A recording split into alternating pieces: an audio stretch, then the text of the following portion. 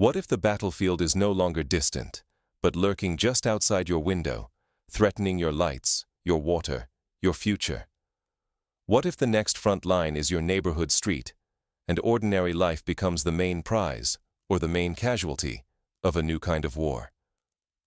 Last night, Ukraine was gripped by terror and uncertainty as the largest, most calculated barrage of strikes in this war unfolded.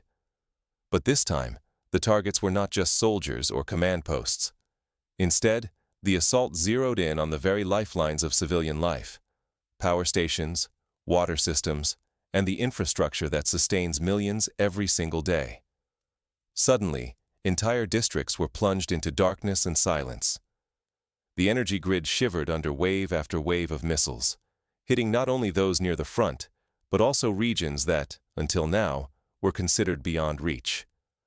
Hydroelectric dams, thermal plants, and vital substations exploded in bursts of fire, each attack a deliberate attempt to cripple the country's ability to function, to survive, and to fight back. In some areas, the devastation was so complete that restoring basic services might take weeks or even months, leaving whole communities teetering on the edge of crisis. To grasp the magnitude, imagine a city the size of Dnipro, once bustling with life, now reduced to flickering candles, buckets for water, and lines of worried faces waiting for news. This is no longer just about explosions from above. It is about calculated, relentless strikes designed to break a nation's will, to freeze, starve, and uproot millions. The message behind these new tactics is chillingly clear. Nowhere is safe, and the front line now runs through every home and workplace. Yet an even graver threat is emerging. With new supplies of Western arms, especially long-range missiles, the stakes are rising fast. Cities that once relied on distance for safety, like Odessa, now find themselves exposed, their ports and warehouses at risk of becoming the next battlegrounds. Each new shipment, each official promise, brings the possibility of escalation closer. The logic is brutal. Weapons meant to defend could inadvertently draw fire onto civilian infrastructure. If we fail to heed these warnings, the cost will go far beyond military losses. Millions could be left freezing, unable to heat their homes or access clean water. Food and medicine may dwindle, and silent suffering could drive a new wave of refugees to abandon everything they have ever known. Just as Syrians once flooded across borders in search of safety, Ukraine could face its own exodus on a scale not seen in Europe since the Second World War. Let us step back for a moment and trace how a single night, a mere handful of hours, has upended the rules of this conflict, and what it now means for every person caught in the crossfire. To understand how this night changed everything, we need to follow the timeline minute by minute. Here's how the attack unfolded, and why its impact is still rippling across the country, day after day. How did one night transform routine warnings into a nationwide emergency? On the evening of October 9th, what started as familiar alerts along Ukraine's borders suddenly escalated into a scenario no one had witnessed before. In less than 60 minutes, isolated drone strikes morphed into a relentless, multi-layered assault that would alter the conflict and leave millions on edge. The attack unfolded with chilling precision. The first wave swept in just before midnight. At first dozens, then well over 100 drones flooded the skies, moving in coordinated waves from several directions. This was not random chaos. Nearly 200 unmanned aircraft appeared simultaneously above the capital and key regions, a clear show of calculated power. Imagine standing in Kyiv, looking up to see hundreds of blinking lights moving silently, like a swarm of metallic locusts. That is the new face of modern warfare. Yet the drones marked only the beginning. Minutes later, barrages of ballistic missiles ripped through the air, more than 24 fired in rapid succession, some moving at hypersonic speeds that stretched air defenses to their absolute limits. This was no ordinary raid. It was a meticulously coordinated operation designed to overwhelm every layer of defense.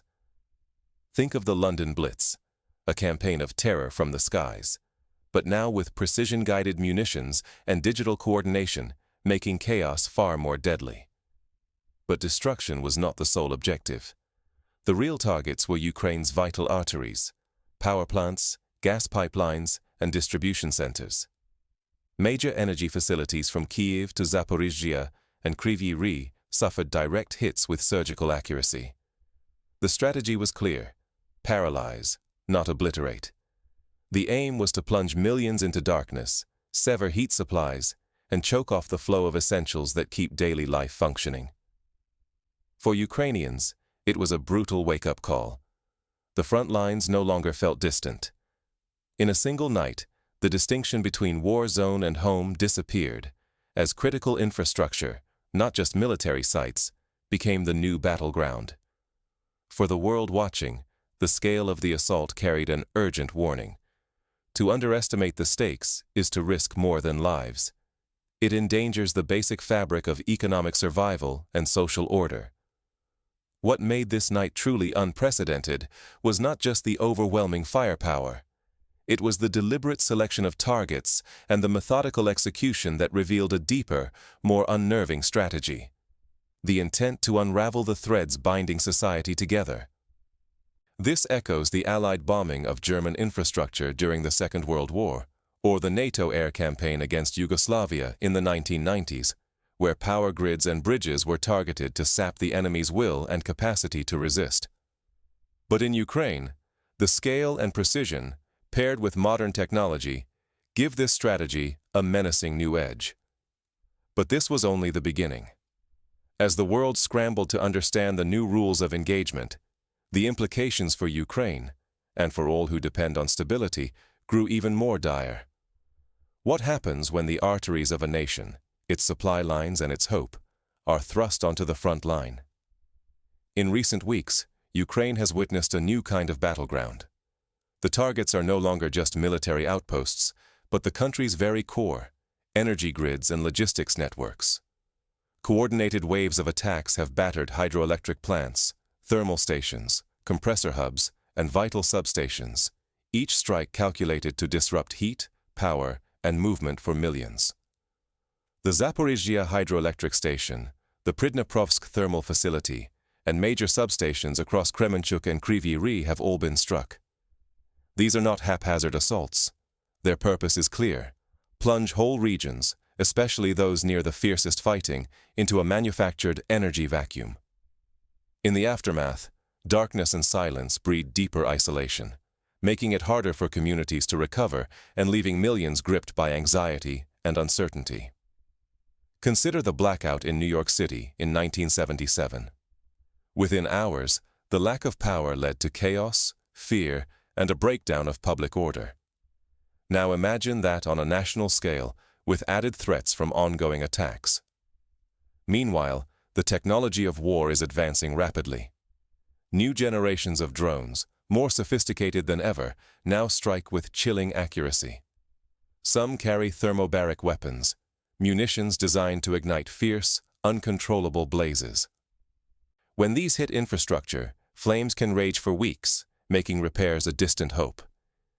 In the Chechen Wars, thermobaric bombs were used to devastating effect, causing fires and suffocating heat in urban areas.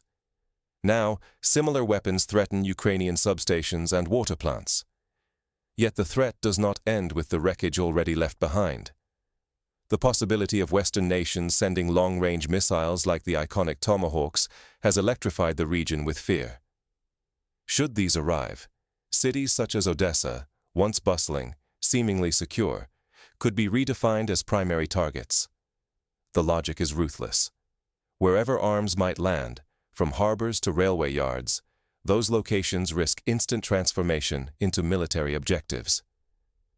During the Cold War, cities like Berlin were locked in a similar paradox: heavily defended, but also perpetually at risk of becoming ground zero for escalation. This creates a grim paradox. The very process of delivering aid and defense, meant to protect, could turn essential civilian sites into targets. Each new shipment, every convoy, every ship at dock, draws the threat closer to local markets, neighborhoods, and homes.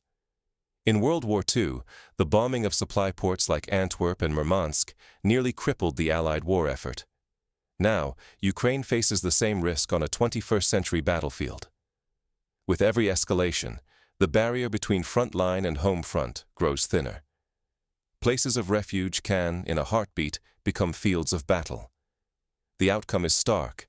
Civilian hardship shifts from possible to certain, as the shadow of devastation falls across every family, every city, every ordinary day.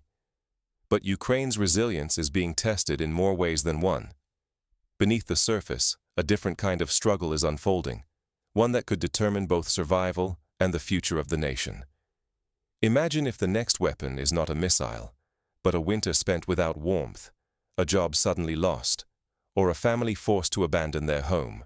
As the conflict drags on, strategy shifts from sudden strikes to a calculated slow squeeze, damaging gas lines, crippling power plants, and sabotaging water systems. This is no longer a war of rockets alone. It is a battle to make daily life and recovery seem impossible.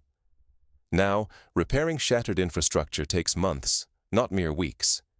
Each cold, powerless day stretches longer as winter deepens its hold. The cost of rebuilding grows heavier, while the capacity to recover erodes with every new round of destruction.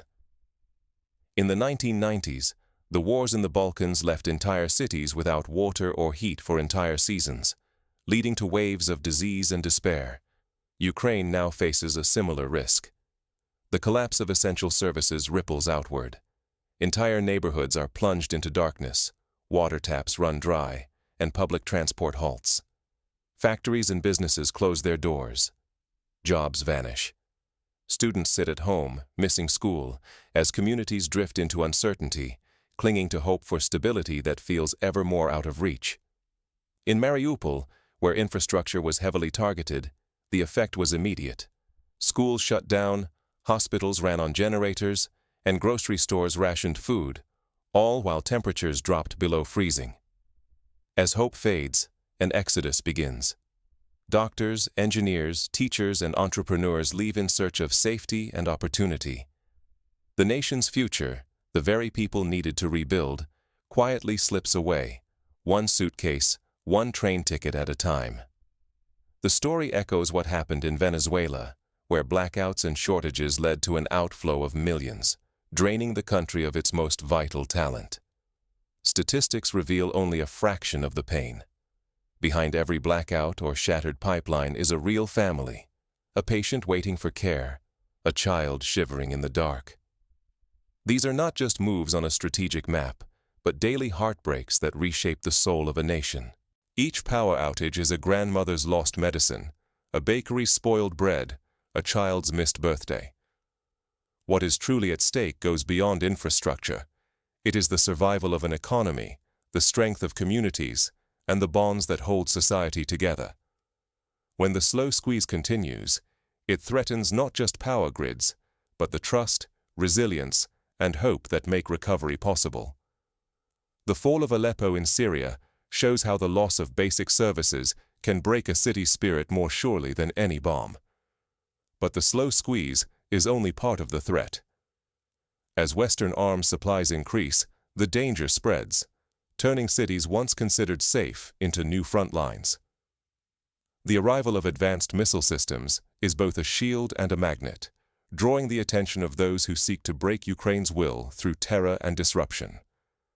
How do you brace for a world where daily life can be snatched away in an instant? For millions now living with the threat of sudden blackouts, missile strikes, and supply chain collapse, survival is not a matter of luck. It is a test of preparation, adaptation, and a sobering reckoning with what actually keeps a nation afloat when old certainties shatter. In Lebanon, during its long civil war, neighborhoods survived by forming local cooperatives, sharing water, fuel, and food in the absence of functioning government. Ukraine is now seeing similar grassroots efforts emerge. On a national scale, relentless effort must go into fortifying air defenses and multiplying vital supply routes. Depending on a single power line, one road, or a lone port hands your enemy a target list. Once lost, these can sever lifelines to entire regions. The aim is clear: no single strike should cripple the whole. In Israel, for example, the national grid is engineered with redundancy. If one segment fails, others can compensate. Ukraine must strive for similar resilience. locally and personally, practical steps are non-negotiable. Stockpiling essentials like clean water, shelf-stable food, and medical supplies can spell the difference between hardship and disaster. Neighborhoods are investing in backup power, portable generators, solar panels, and mapping out evacuation plans, ready for the moment danger arrives. In Lviv, community leaders have organized neighborhood watch groups to maintain order and share information during power cuts.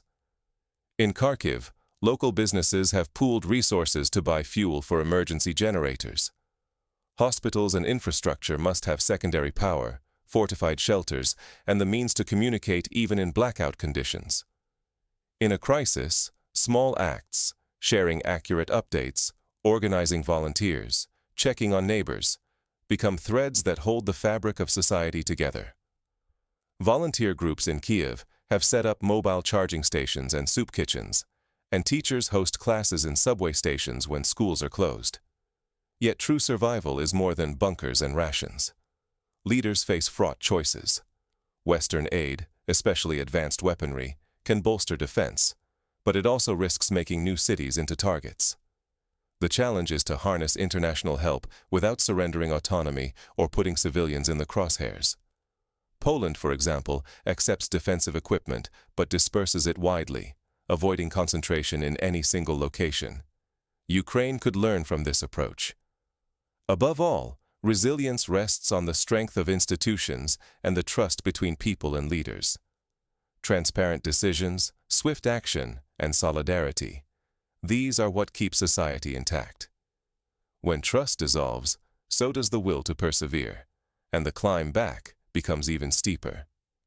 The Marshall Plan rebuilt Europe after the Second World War, not just with money, but with a sense of shared purpose and confidence in tomorrow.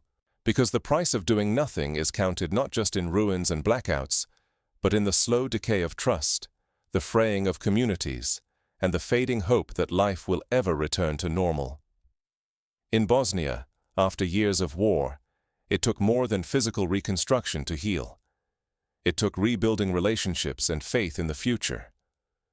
With winter closing in and no easy answers, what will matter most for those living through this storm? What practical steps can make a difference, not just for survival, but for the hope of recovery? First, diversify supply chains. Do not allow a single pipeline, road, or substation to become a single point of failure. Redundant systems and backup plans must be prioritized at every level, from national to neighborhood. Local governments can map out alternative routes for emergency supplies, and families can keep emergency kits ready. Second, invest in community resilience. Neighborhood associations, faith groups, and volunteer organizations should coordinate disaster response, share information, and provide psychological support. In Japan, where earthquakes are common, local drills and strong social ties help cities rebound after disaster. Ukraine's cities can do the same by organizing regular readiness exercises and support networks. Third, strengthen communications. During blackouts, radio networks, satellite phones, and simple paper flyers become lifelines. In the 1990s, Kosovo's underground newspapers kept hope alive and spread vital information when official channels went dark. Now, Ukrainians can use encrypted messaging apps and community radio to stay connected. Fourth, protect vulnerable populations. The elderly, disabled, and children face the greatest risks in crises. Local authorities and volunteers should identify at-risk individuals and ensure they have access to heat, food, and medicine. In Finland, neighborhood buddy systems keep watch over seniors during winter storms, a model worth adopting in Ukraine. Fifth, prepare for psychological resilience. Prolonged crises breed trauma and despair. Mental health support, counseling hotlines, and community outreach can help people process fear and build the strength to persevere. After Hurricane Katrina, American cities found that group counseling and peer support greatly aided recovery. Ukrainian NGOs are already offering similar services, but these must be scaled up. But for many, the threat is not just about bombs or blockades. It is the daily uncertainty, never knowing when the next attack will erase the line between safety and danger. A single air raid can unravel months of progress, and every night brings new questions. Will the lights stay on? Will the water run? Will tomorrow be normal, or will it bring another wave of loss? This is more than just news. It is a wake-up call. The latest wave of attacks on Ukraine's infrastructure shows how swiftly the boundary between war and everyday life can disappear. An airstrike hundreds of kilometers away can suddenly plunge your street into darkness, disrupt the water supply, or leave families searching for warmth and safety. The lesson is clear. The time to prepare is before the crisis arrives, not after. Survival in this new era is not about luck. It is about readiness, keeping essential supplies, having a plan for when the lights go out, and knowing how to respond if normal routines collapse. But beyond personal preparation, the greatest strength comes from community. Neighborhoods that stay connected, share resources, and look out for those most at risk are far more likely to endure whatever comes next. No one can foresee every danger. Yet we can choose, right now, to learn, adapt, and support each other. Each escalation in this conflict is not just a test for armies. It is a test for all of us, demanding resilience and unity in the face of uncertainty. The world has seen this before. In London during the Blitz, in Sarajevo under siege, in New Orleans after Katrina. The cities that survived and rebuilt did so because their people stood together, not apart. If we ignore these lessons, future crises may find us isolated and unprepared. But by acting together, we build a foundation strong enough to withstand even the harshest shocks. True security is not just walls or weapons, it is people united, ready to help and ready to adapt. What happens next depends on our choices, together. The next chapter is unwritten, and it is in our hands.